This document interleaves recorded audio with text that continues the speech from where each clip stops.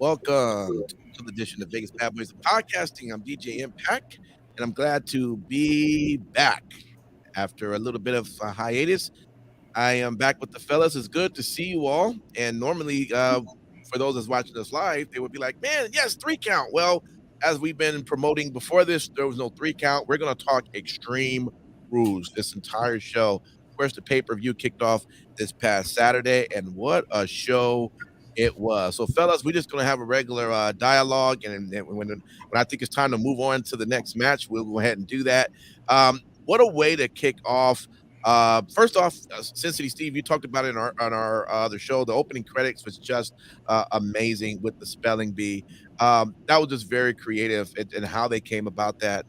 You gave some props on that, man. What would you want to add a little bit to that? Yeah, without a doubt. I think that what was really cool with it is it definitely gave me vibes of old school ECW. Mhm. In that, obviously, it was the person facilitating the spelling bee or whatever was Paul Heyman. That was instantly recognizable. But one thing that was really cool that they did was as the letters were being spoken, it would flash up with the EXTREME exactly the same way that it would in the opening credits montage for ECW Hardcore TV back in the day in the mid 90s. When they were in syndication before they were a WWE owned thing. So it was a really cool kind of full circle thing. But yeah, just production was off the charts for that. And yeah, that set the tone for the entire show. I say this, and what's your take on this, Simon Street? Philly, man, was just on fire. I'm always a little afraid, especially when they go to Philly, because they're a truthful crowd. If they don't like you, you could get booed.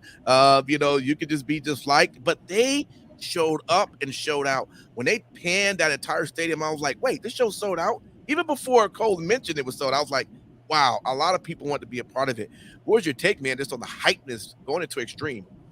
Well, I think a lot of the times, I don't know if this is what they do, but certain cities are more befitting location-wise based on what the pay-per-view is. In Extreme Rules, you need to pick a city. Certain cities you pick for Extreme Rules, like Chicago, Philly, right.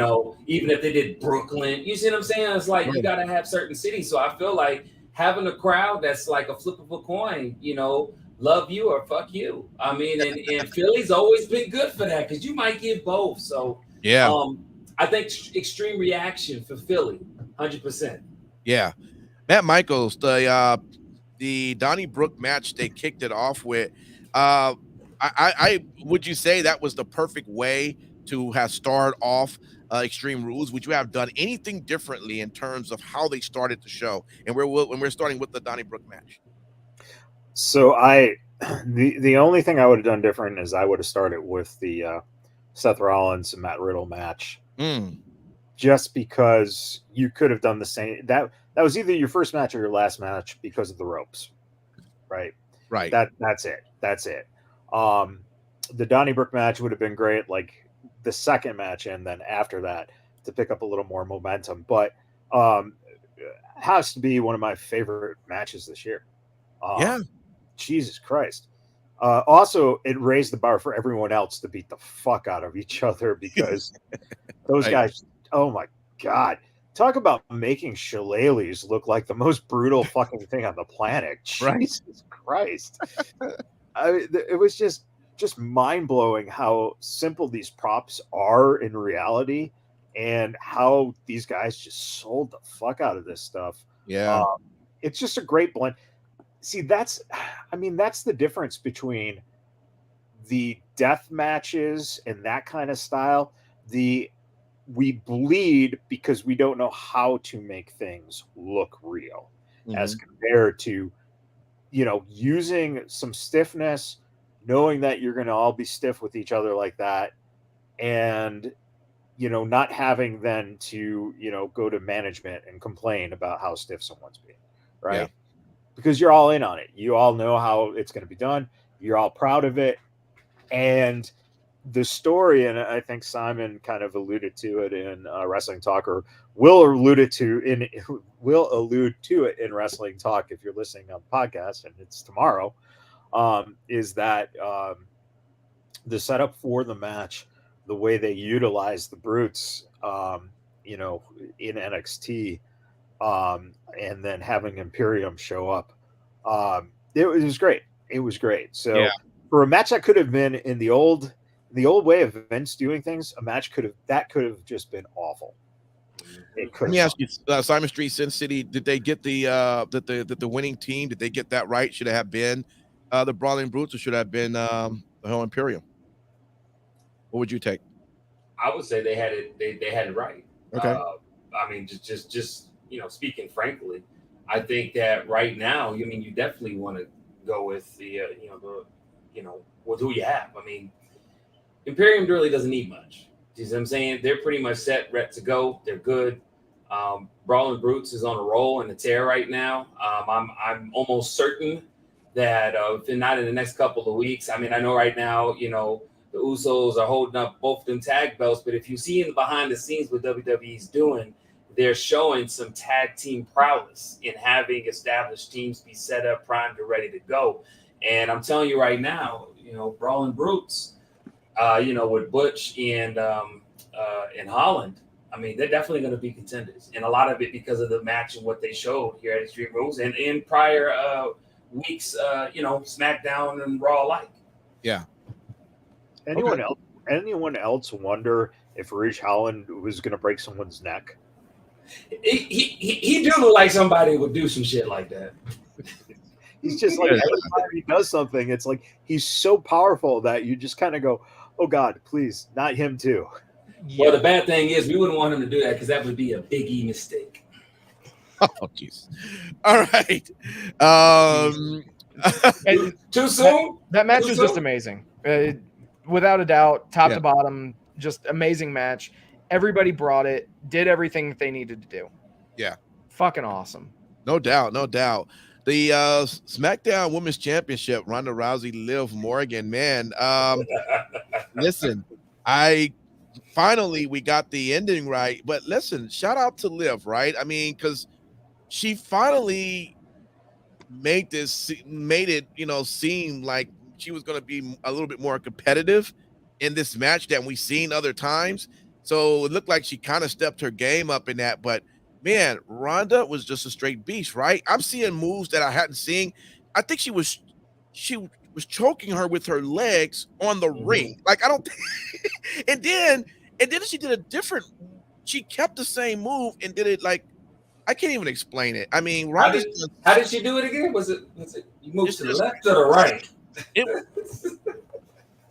Let me go right over to you. Let's start out with Sin City. What was your take on this match, man? This was pretty extreme, right? This was a pretty good match. They definitely got the winner correct, as they did with the opener. I think, just a blanket statement, I think everybody that won on this show was the correct winner. So just putting that out there right now. I think that they knocked absolutely everything out of the park with this. This match was no exception. I did notice that there's a definite sort of a shift in Liv's character that they're going to be going into. So I'm very interested to see how things come out of this match. Obviously, they made mention of the fact that as she passed out from the submission, that she had a smile on her face. I guess that midway through the show, they did a backstage thing for social. Megan Morant. And Megan Morant kind of tracked her down, and Liv was just sitting, kind of hanging out in the backstage area, looking, you know, like as if she's going insane. So we'll see what happens from that. Girl disturbed. What's up? What's up, man? I just raised my hand because I want to be polite. Oh, that's so cute of you. When has that ever stopped you before? I know, right? Exactly. Well, you said Liv was maybe kind of going through changes. Maybe Matt Michaels is too. So I guess so. Hey, right? I like it. Yes, Matt. I'm a fan. It's just menopause with me. So you get to that age. So here's my theory, guys. And this goes to the wonderful people out there on the internet who like to just throw out stuff and like theorize and blah blah blah. A lot of people, oh, they're bringing Bray Wyatt's characters to life. Oh, Alexa will be back with Bray. Liv fucking Morgan. Yeah. That's the go-to for her.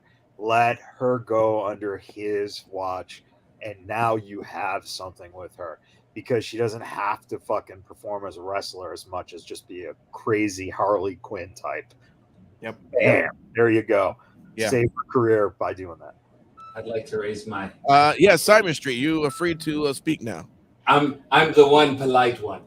Anyways, I definitely want to echo the sentiment of both Michaels and Sin City Steve. Definitely this shift. I looked at it too as a blessing in disguise. And if they pitch this the right way, it does put her in the situation to where really her having the title is inconsequential. It still develops her, especially when the Killing Floor comes out, which I still to this day think that's the reason why they gave her the push for the belt in grand WWE history. You have a movie coming out. We're going to put a belt on you. Well, the good thing is she doesn't have to have a belt.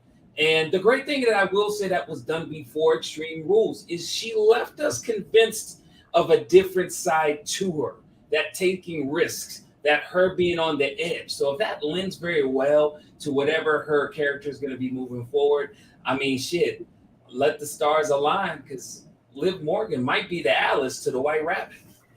So that's another thing John brought up, sloppy execution, right result, sloppy execution. Ronda definitely held back on her use of weapons. Oh, hell yeah, she did.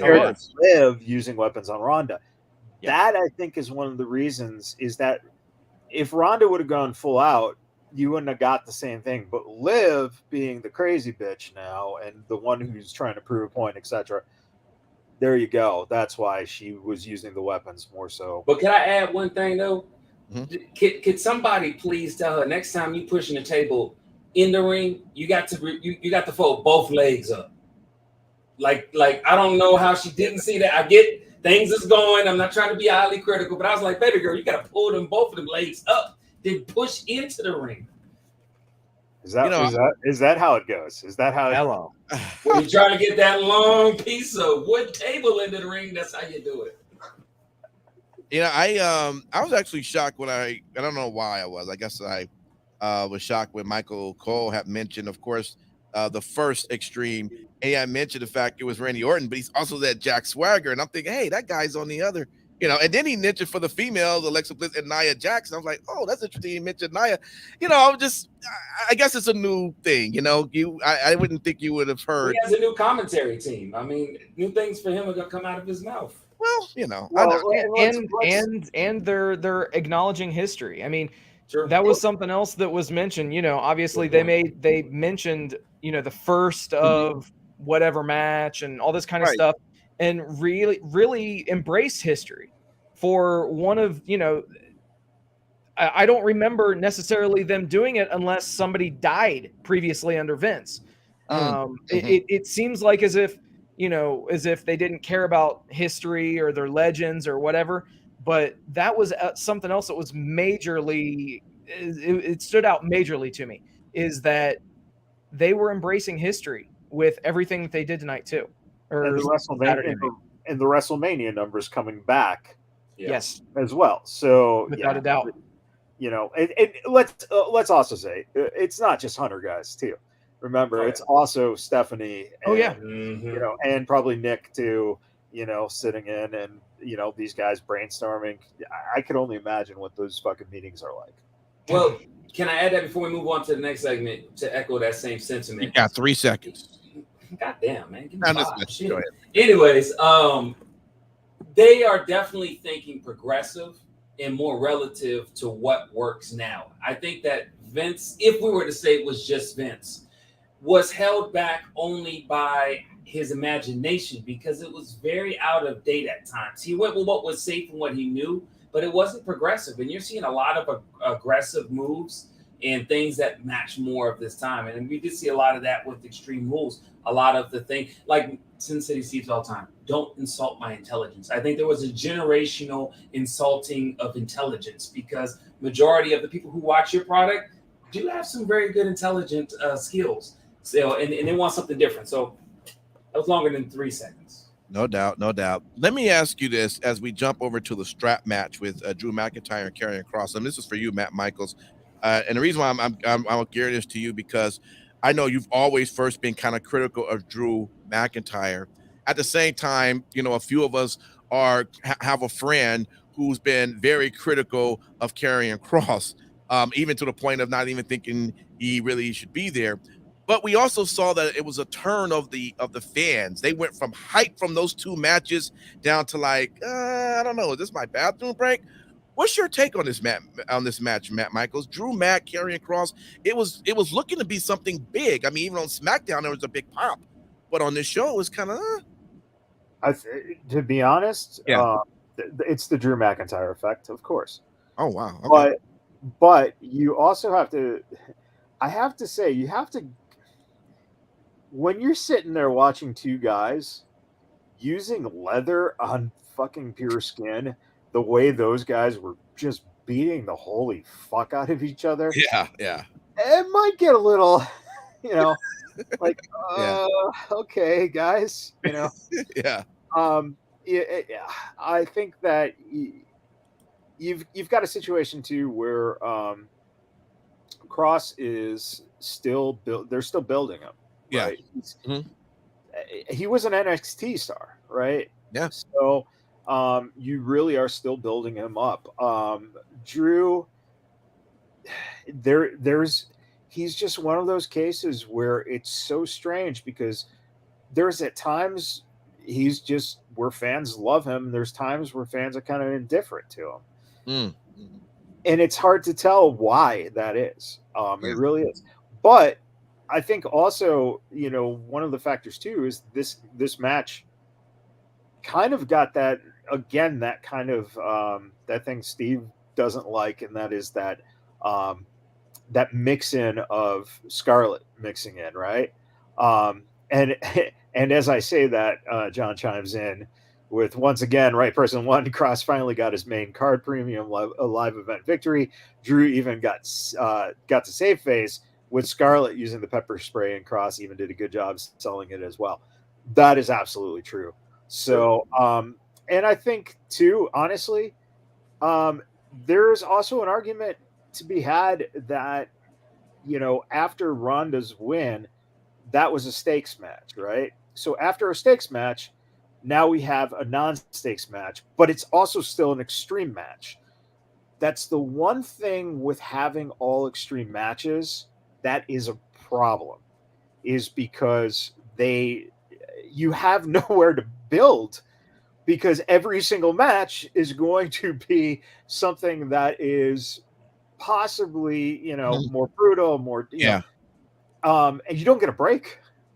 So at some point you do have to pee. You got to go get your nachos. You got to shut your kid up and buy that fucking, you know, stuffed owl or whatever. So, but overall, if you watch it, it's a great match. It was good. You know, and Sin City, I mean, pretty much just because it might come out on TV as wow, the fans maybe don't seem like they're into it. The reality of it is it really could still be an outstanding match. It could just be perceived different, maybe even from a live event, being there live versus seeing it on TV. Man, what's your take on that? Yeah, I think that ultimately it's about creating moments, and yeah, this match certainly had its fair share of them. To be honest, I would much rather have a quieter crowd that reacted for major plot points than a crowd that is just trying to have themselves over the entire match by chanting and doing all sorts of crazy shit. Sure. And it takes away from the in-ring product. As much as, you know, I like being that fan in the arena and cheering and, you know, chanting random shit. It's fun, but at the same time, there has to be a balance. Yeah. And I think that this match was fucking barbaric. Yeah. You can't fake leather straps on skin. Like you really can't do too much of that. Yeah. So damn. Yeah. Both of these guys are going to be sore tomorrow for sure. Or Simon Street today. Whatever. Whatever. It's always hard to keep up with what day and time we're to say all this in. Fucking anachronisms. What can I say? Sorry. Yeah, Cyber Street with you, man. Well, what was your take, man? Good job, good build for Karrion Kross, moving him forward. I think that it was a good look for Karrion Kross moving forward. Mhm. As Michael's mentioned, I mean, he's definitely still getting built, and I think a lot of that has to do with how deep do they want to go with the character he already has established. And I think that this match, I think in idea was trying to set that up. I personally felt that the match was the wrong type of match for these two. A strap match, not that a strap match isn't good, but I do agree with the spot it was on the card. That played a part, but a big part is a strap match. If you really think about it, not a lot of people are huge on strap matches, and not every time does it go as great as you want. The unplanned ones are the ones you don't suspect sometimes, and I felt like that's what kind of played a part. I could have been good with them having another type of stipulation, to be honest with you, and I think it would have gotten a better result. I just felt like the strap match, yes, having somebody get whipped is definitely brutal, but I still feel like sometimes you really got to have the right people. You know what I mean? And I just felt like for the both of them, this match did not translate well to keep my attention. And I love both of them. I get it. Raw Women's Championship with Bianca Belair and Bayley. First off, that's one hell of a match. I do question one thing, and I won't even call on anyone. Maybe you can tell me if I'm wrong on this, or got confused on this, or maybe you can even explain it to me. But the very last finish, I thought it was interesting that Bayley had the ladder, and I really thought that it was going to be an attempt move to do something to get free from Bianca, but it ended up being that after the KOD, her face ends up hitting that same ladder, and it was like, that's interesting that the whole idea of picking up that ladder was just so you can fall on your face on that, because there was never any attempt to do anything with it. Nevertheless, I thought it was an awesome match. What do you guys take overall on the match? Well, I'll just go ahead and start it. I thought the match was spectacular from start to finish. This was the first time that not the first time, but since her coming back, Bayley, it just was a sheer reminder of how great of an in-ring competitor she is. Mm-hmm. I mean, from start to finish, and she has this ability to be able to match and transition well with almost surely anybody. And I would say out of the four horsewomen, I would say she is really, really good at that. And she did that with Bianca. She went toe to toe, blow to blow, turnbuckle to turnbuckle, and it was exciting from start to finish. A couple of cool spots that I really, really, really wish had it went a little bit smoother was the double KOD to Io Sky and Dakota Kai. But I get why they were trying to make sure, because that could have been a little bit ugly. But there was a part in there that I wanted to get you guys to take on, to where Bayley was trying to put the ladder on top of Bianca, and it seemed like something wasn't fitting. Something didn't happen, so she looked, and I felt like, was that part of the plan, or was that just kind of like just pure experience? Let's do something while we're in play, since we don't have what we need. Well, one thing for sure about that match, it seems like that ladder was extremely heavy, especially that big ladder for Bayley. She was having some struggles trying to move that big ladder around. So I will say that. Sin City though, what was your take, man, overall when it came to this match? So this match was great. It was nearly 17 minutes. And this was one of those matches that they kept the suspense. Obviously my mind was telling me that, that Bianca was going to win this, but then obviously, all the bullshit with the chicanery, damage control coming down at the end of the match, cast some doubt, and the right decision was made, and the right person won. Bianca overcame the odds again, and she's still the champion, as she should be. Absolutely. Just keep the belt on her and just keep building her stock. Absolutely. I mean, Matt Michaels, the reality is it's the pop she get. I love seeing when WWE puts the cameras on the of the little girls, and I mean these are girls from all races, all ages, and they're just all having a great time. Did you just And- say you like when they put the cameras on little girls from all ages and all races? Jesus, DJ, you disappear for 3 weeks and then you come back with this attitude. Come on now. Oh boy! All right, Mr. Mike. It's menopause, man. I know it is. Something. But overall, man, just tell us your take. Just what you're seeing, what's happening with Bianca right now with storytelling and with this match with Bailey. No, this is what I think. This is the match that should have closed the show. And you know, that's just it. It would have been that high note in which you would feel that the show was going off the air, and then you'd bring in Bray. To answer your question, Simon, I think Bailey got frustrated with the ladder at that point and took the second to turn away and work the crowd for a second just to take a breath so that she could get that thing in place. Because when she turned around, she did get it right back in place. And hats off to Bianca for bench pressing that motherfucking thing with Bailey on it. Right. So, Yeah.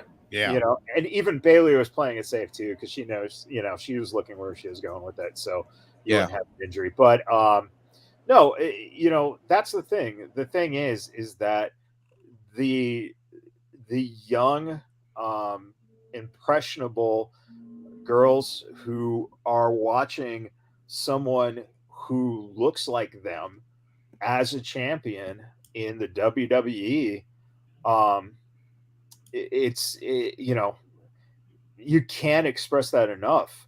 And by the way, not only was it the first women's ladder match, but you had someone of Hispanic heritage and someone of African American heritage going at it. That's right. So, you know, I mean, that you just can't get any better than those two getting this moment. And man, it was just that perfect mix for a match. And by the way, look at the card, man. You didn't have these huge names wrestling, right? Sure. You didn't have Roman Reigns on it. They're starting to show that they don't need on these premium live events that are not WrestleMania. They don't need the John Cena's to show up. They don't need the Brock Lesnar's. They don't need Roman Reigns because they got all this talent. Well, I bet Vince McMahon wish he thought of that years ago. He could have saved the John Cena's and the Rock and the Stone Colds. No, he don't. All right. No, he don't. Nah, he a stubborn asshole, man. The only thing I want to say, Michaels, and I appreciate you saying with the representation, right? The one thing that's cool is in the case of like Bianca and Bailey, having that representation also helps a lot of other people of different diversity that's coming up, such as the Lash Legends, you know what I mean? Such as, Cora Jade and what, people with Hispanic roots, and have Black roots, because then you can see more of that diversification of different character molds, and it's easier to accept once to get to the main roster. So yeah, big ups for pointing that out. The I Quit match, with Finn Balor and Edge, this was a tough one because I really was like, I don't know who's gonna say I quit. I don't see Edge say it. I don't see Edge saying this, so I don't know how they're gonna do this. This is gonna be very interesting, and sure enough, we got a chance to see how all of this came out. And first off, shout out to Finn Balor's entrance. Yes. Mask on his face. Had me a little scareful there. I'm like, I know that didn't get through TSA, so they had to specially mail that box over to Philly because that wasn't going to get through. And even the music, they remixed his music. I thought that was dope too. Everything about that was awesome. But let me go right over to you. Let's go Sin City. What's your take, man? This match overall. This match was right up there with the Donnybrook match for me for match of the night. And yeah, they gave these guys plenty of time as they needed to do. Yeah. I kind of thought that there would be something similar to what happened at the end of this match with the the concerto on Beth. Mhm. I figured that they would do something to that effect after Edge had mentioned his family, and he went out of his way to mention nothing that you can do to me or my family will get me to say I quit. So Yeah. really expertly done storytelling there. And yeah, it opens the door for Beth Phoenix, Rhea Ripley. Yeah. Let's fucking go. So yeah, it Yeah. very, very, very, very, very, very good match. Yeah. All in all, yeah, it was the ending that it needed to be. You had Edge where literally there was nothing he could do. Yeah. Absolutely nothing he could do. And then they still did it anyway. It just Right. perfectly done. I mean, Yeah. Simon Street, Beth looks great. I mean, she's ready She to always looked great. Glamazon is ready. But man, I would even say she even played her role. I was like, I think Beth's hurt. That's I mean, that's the playing dead mode is always great when you're not moving at all. You're still and you're going, oh shit, and then watching Edge expressions. But Simon Street, what was your take when you saw this?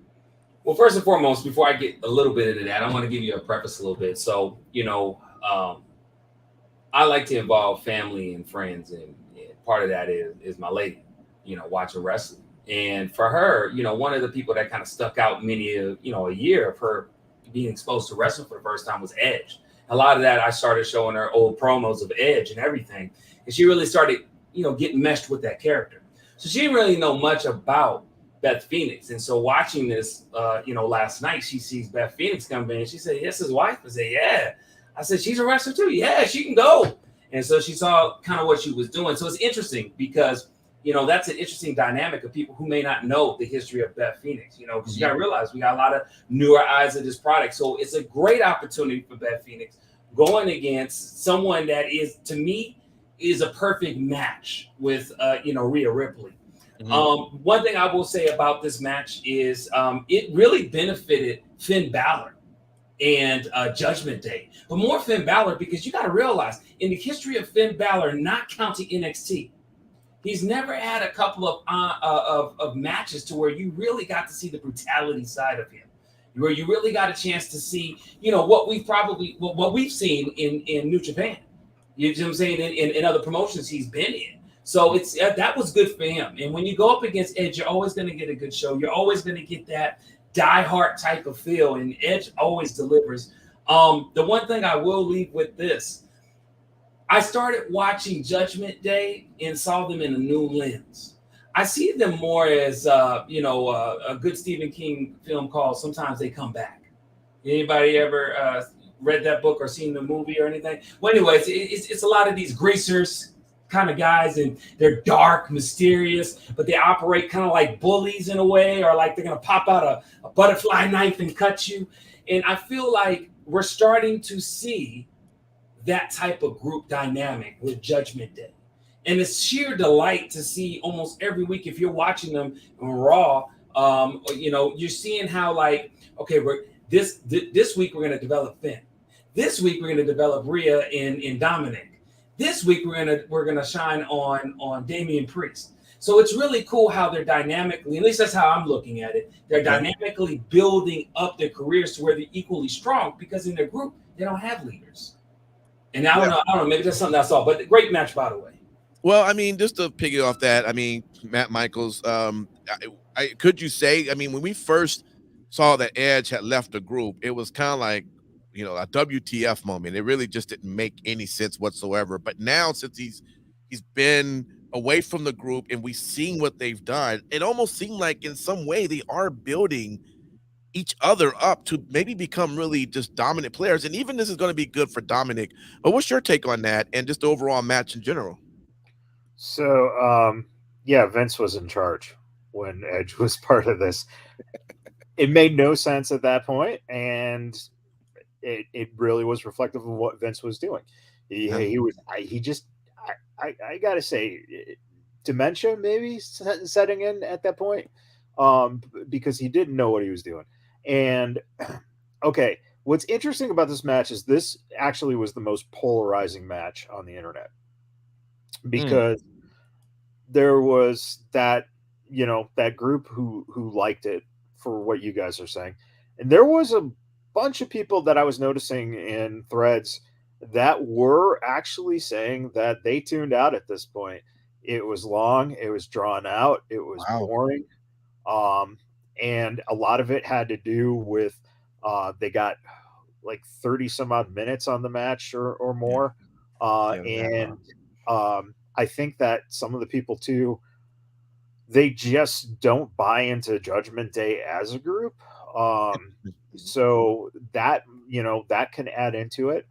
I thought the match was great. I thought it was just so fucking solid. One fan, I think it was when Finn was bashing on Edge's head on the announcer's table. You hear one fan go, "You suck," and then when he bashes the head again, "You still suck. You still suck. You still suck. You still suck. You suck." It was fucking hysterical. Yeah. So there was that, the fans were still in it.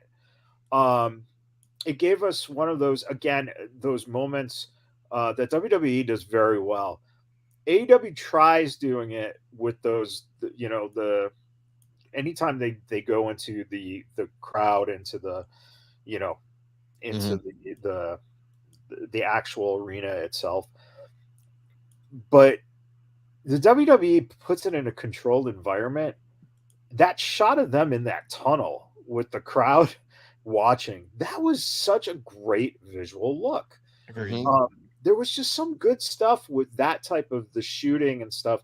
The handcuffing, the way that Rhea played with the, that key and kept that key in her hand the whole time that she was getting ready to confront Beth, so that the movement of that key from her to Beth would happen. Just little stuff like that. Absolutely, just can't wait to see Beth and Rhea.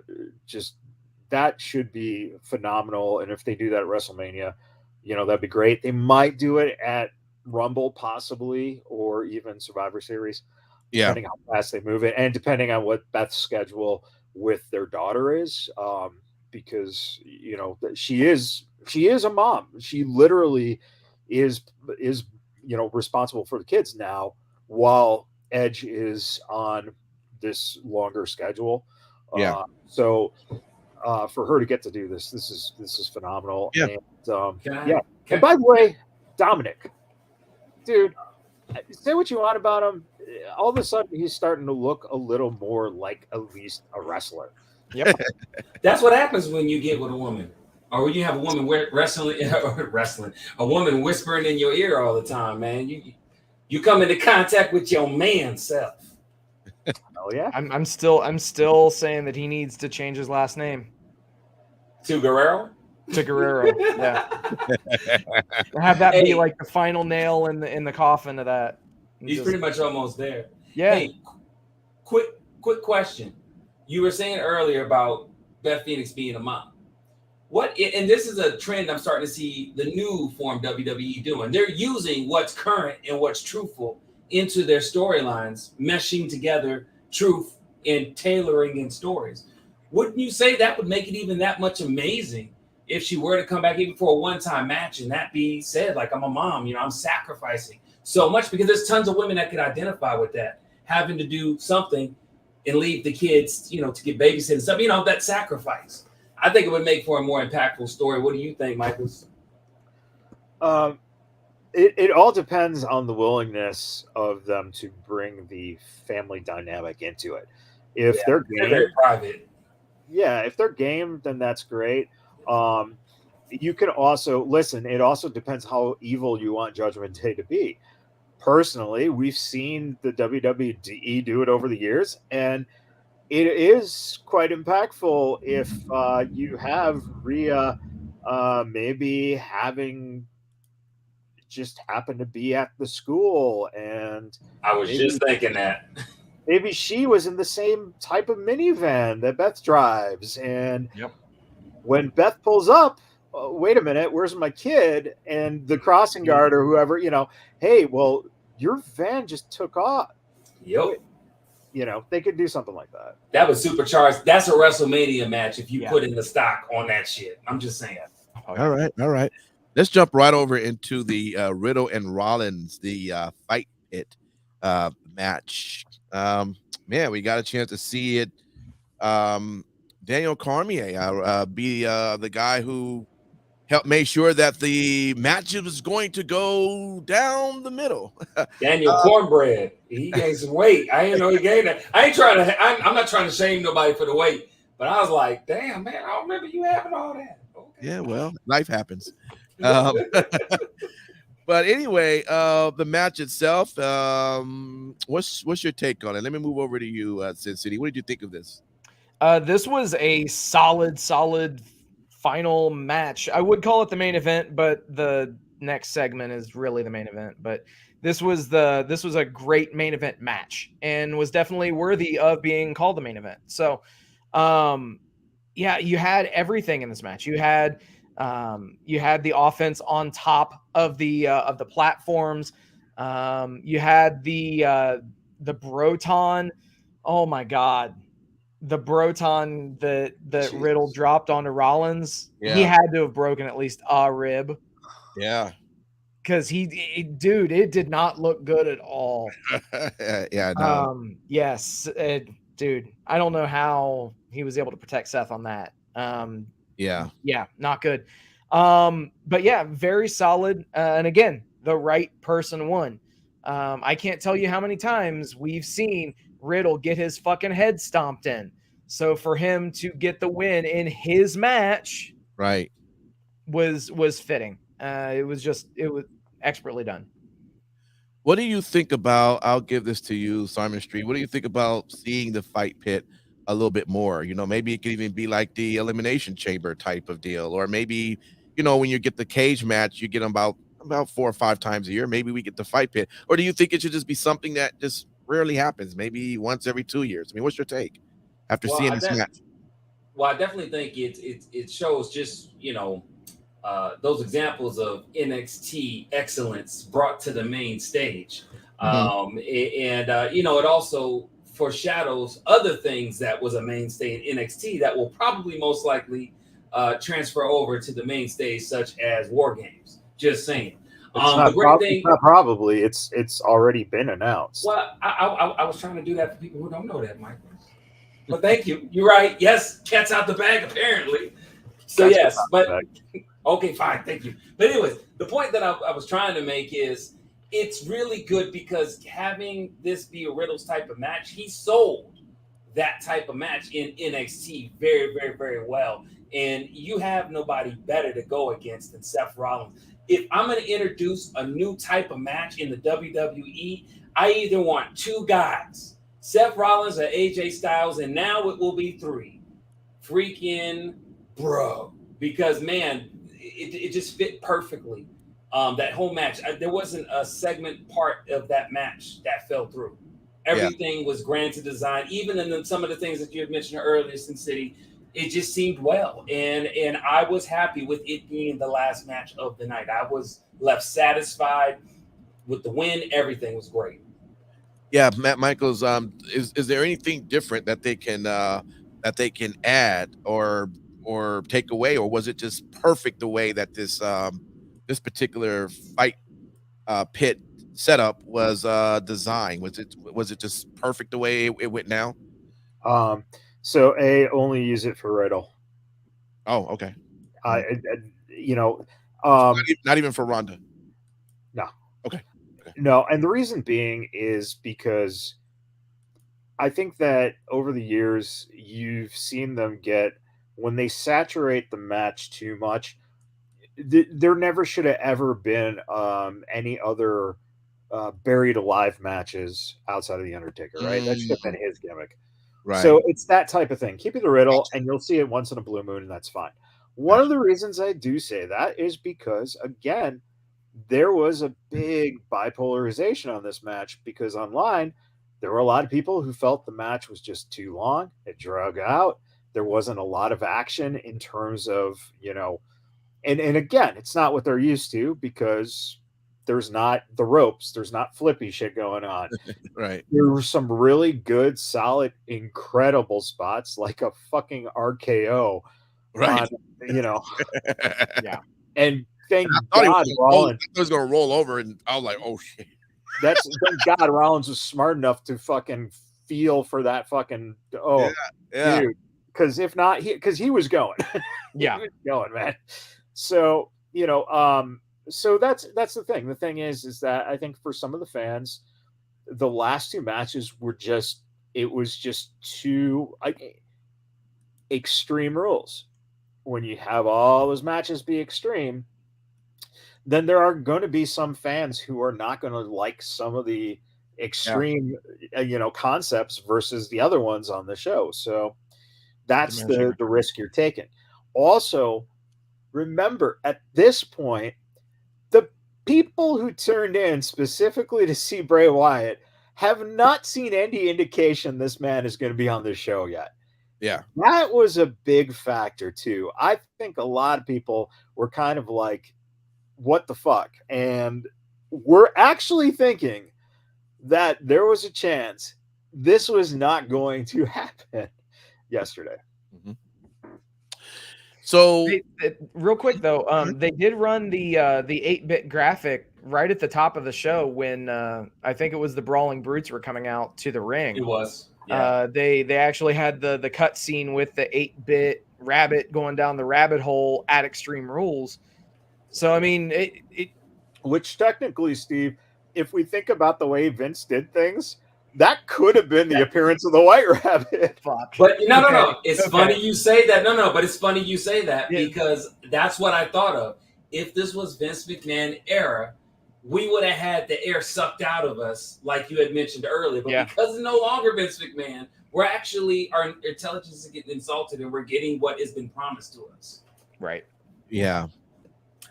And eventually you now see the ending logo of the show. Show's over. Okay, great. That was a great pay-per-view.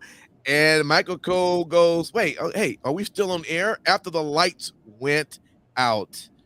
Of course, everyone just went mad crazy. And you start to see the spotlights on a pig and a rabbit, a bird. I mean, you start to see, and quite frankly, my wife, who's a big part of my fun, loves listening to our show, she was watching this and she was like, this is actually pretty scary, pretty freaky, the way that it was all done. Like, whoa.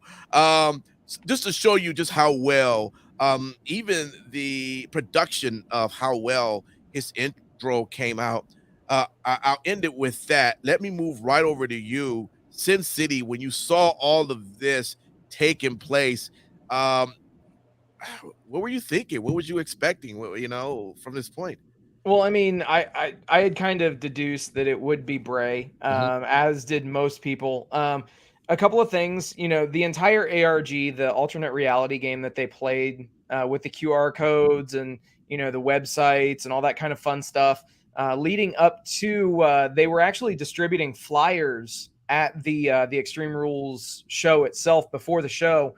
And it said, abandon all hope ye who enter here, which is was actually written on the back of the Firefly Funhouse door. And also incidentally was above the gates of hell in Dante's Inferno. So yeah, it was very interesting. And that kind of pieced everything together. And, that was essentially the confirmation without the confirmation that it would be Bray. And it was, as soon as that stuff started happening, it was awesome. The makeup, the masks, the costuming, spot on, creepy as absolute shit. One thing that I do have to point out that I did find very, very, very touching, honestly. They used the old Bludgeon Brothers mask that Brody Lee used during his time as the Abby the Witch mask underneath of the black veil. So that was really cool. So obviously preserving Brody's memory. And then when Bray made his way through that hallway, it was lit in the exact same way that the tunnel was lit for Brody Lee when he emerged as the Exalted One on AEW TV. Wow. Yeah. So catch all that, but I see like what if you're if saying. you Yeah. if you put both of those shots together, like Sure. it's lit the exact same way. It was really, really fucking cool. So they again knocked it out of the park. You know, you guys have been talking a lot about the rabbit, and we saw something that was pretty funny too, and that we thought was interesting, but we didn't catch it. And it was, you know, every time they come back and they show, hey, we're live here from Philadelphia. So they show you the city name, they show you the team, they go by, show you certain monuments. Then they went to the stadium where people were buying tickets, and it was a child that was taking a picture with a rabbit. And I was like, that was so weird. I'll be honest with you, I didn't catch it. I was like, why would they show that? Because it wasn't like the rabbit has anything to do with Philly, anything, you know, but it was just a kid that was taking a picture who was after buying their tickets. Just very well done. I'll go to you, Simon Street, on this. Man, what was your, how excited was you when you saw this happening? And what were you expecting? Were you expecting the Fiend, or were you expecting Bray himself without a mask just showing up, or did it not even matter? I expected Bray Wyatt because he who walks with the lantern is one and the same as the Fiend and the other characters he had, and I've always seen him that way. And I mean, maybe it's just me, but that's the way I've seen him. So I was expecting Bray Wyatt. I also too love the buildup. I had a huge fond appreciation of the buildup. I think that when you have somebody who's coming and somebody who is coming to have that outside of the box, you not know what you're going to get, that Bray Wyatt has given us for many and many years, you have to play to that fiddle. And they did an excellent job. And let me tell you, him making it short and sweet is amazing. Done. Sometimes the biggest impact, not just DJ impact, is when it's short and sweet. Because Impact is not short and sweet. It's long and drawn out. But that's besides the point for another conversation. It was amazing. And the fact that, my son got a chance to see it and everything, and my girls watching it, we watching it, it was cool. The showsmanship in it. I can only hope that with the season premiere of Raw, we will get something kind of teased a little bit and drag it just a little bit. That's my wish list. Just drag it a little bit. Don't let the cat 100% out the bag, or like Michaels used to say, don't show the whole. Well, how does that phrase go, man, Michaels? Don't show them the whole what? Well, I mean, you don't want to give away you got to show a little tip before you get the full on nookie going on. You know what I'm saying? My man. Well, with that, Matt Michaels, tell us, man, what was your take when you saw the lights hit and Michael Cole trying to figure out, are we still on air? The only thing I would have done differently is I would have never had them say those exact words. Yeah. I would have loved him to. So you see the black happen, and then if Cole was like, yeah, great job again, calling it, Corey, that was as if they were literally about to take the headsets off, like, hey, this was a great.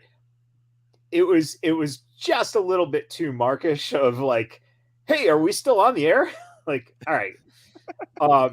But if they would have done it it would have been like totally even more, because of the fact that there was that one bit of you that wanted to go, Jesus Christ, did I miss it? Did this not happen?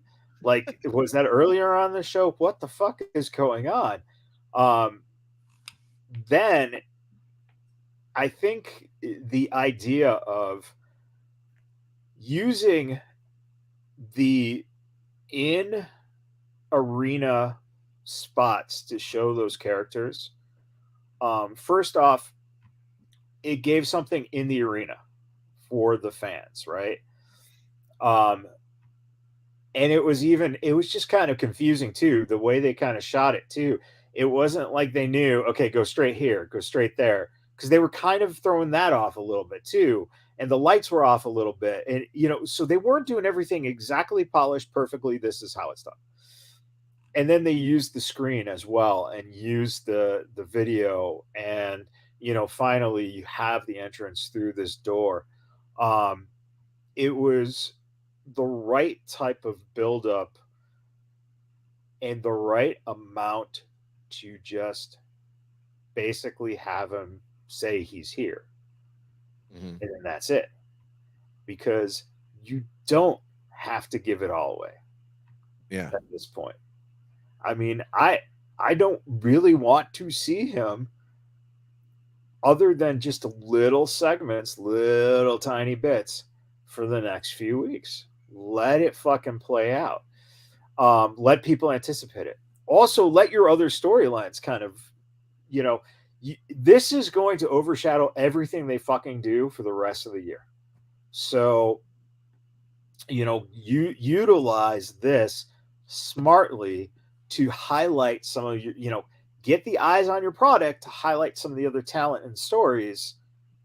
And that's how you produce a fucking television show, as opposed to some guy from Ohio just bleeding every fucking chance he has and then wrestling a cowboy because cowboy shit. Like, who fucking cares? Rent-free, John bro. Moxley, 3 fucking years. 3 fucking years. Rent-free, man. You couldn't go one show. Metapause. It's metapause. Metapause also can include blood, from what I've heard. Well, like all you guys, especially if the thermostat is a little too hot and you got a hot flash. Well, like all you guys say, man, this show was definitely a great show. It was on fire from top to finish, and it was awesome. Just to watch it, and I'm sure even being there probably would have just been just as exciting as well. So, another one for the books, Extreme Rules. All right. So with that, let's give our final thoughts of the show. I always appreciate everyone who tunes in and hang out with us, and thanks John and G Scoop and some of the others that's kind of come through. We appreciate you, and we look forward to seeing you every week as well. And we'll continue to do this because we love wrestling, and that's why you come back as well. So with that, Simon Street, what would you like to tell the good people out there? The good people that have chosen to spend the time with us, and I hope that we've entertained you as well. Also, to entertain the thoughts of being aware out there in this big, bright, blue world. Be aware of the many different people and their opinions, and also realize that those opinions are not fact all the time. Sometimes they can be based on just the shit that they see. But instead of engaging, just be mindful of your daily bread and the paper you have to get, and mind your own damn business. Because nobody wants to get extremely pissed off in these streets. Have a good day. All right. Just before I go over to Houston City, I just want to mention also that Vegas did kind of make some news this past week, and over some craziness that happened on the Strip. I just want to tell everybody though, just continue to do your best to just be your best. I know it's as cliche as that may sound. We always can do better, and it's always tough when something heartbreaking happens in our city, and that was very tough. But just continue to keep them in your thoughts and your prayers, and let's do what we can to try to move forward in a more positive direction. Sin City Steve, what would like to tell the folks out there? Thank you guys for hanging out with us tonight. Thank you for liking, sharing, subscribing, doing all the stuff that you guys do. We appreciate each and every one of you. Also, very special thank you to all the brave men and women serving this country, whether you're on lands foreign or domestic. Thank you for doing what you do so that we can do what we love to do. And last but not least, repsports.com, REPP sports.com. Go there for all of your pre-workout, weight loss, and general energy needs. Again, repsports.com. Use promo code Vegas at checkout and save yourself 15%. All right, Mr. Michaels. Today would have been Eddie Guerrero's 55th birthday. So we're thinking about Eddie. Absolutely. Thinking about Shaw and Vicky and the family. And, you know, just remembering Eddie Yeah. on the day. Also, unfortunately, we lost Sarah Lee this week, which was just horrifying news, being that she was only 30 years old and has kids and a husband who, the family was, very important to a lot of people's lives. So Yeah. just sad to see. And on a positive note, congratulations to the new couple of Cutthroat Cody Hancock and Cutthroat Cody's new wife, Casey. I'm sorry. Man, it was an incredible ceremony this morning, where Casey and Cody lived one of the best wrestling fucking weddings that you will ever see in your life. Mason Dixon Line did a phenomenal job as the guys who were officiating the wedding, and there were some great bumps in there. There was just some just amazingly fun things going on. The people in the FSW arena, everyone there loves those two, and we just can't say enough about how special it was to everyone. And a shout out to Tommy Deuce and the crew there putting together this thing for Cody's YouTube page, and went out live, streamed live, and these guys put on one hell of a show. And comes from the brilliant mind of Cody Hancock, man. If you ever want to be a wrestler, come to Vegas, because you train under guys like him, and it's something else, man. Something else. That FSW family they got there is just one of the best in the country. Absolutely. All right. With that, we want to again appreciate everyone for hanging out. If you downloaded the show, thank you for downloading. And don't forget, we still have, speaking of the everything that happens with the DeFalco files, it's usually released around Fridays now. So when you see it pop up, it's definitely something you want to listen to. It's a great addition to all the podcasting that we offer, right? So with that, you all take care and happy wrestling.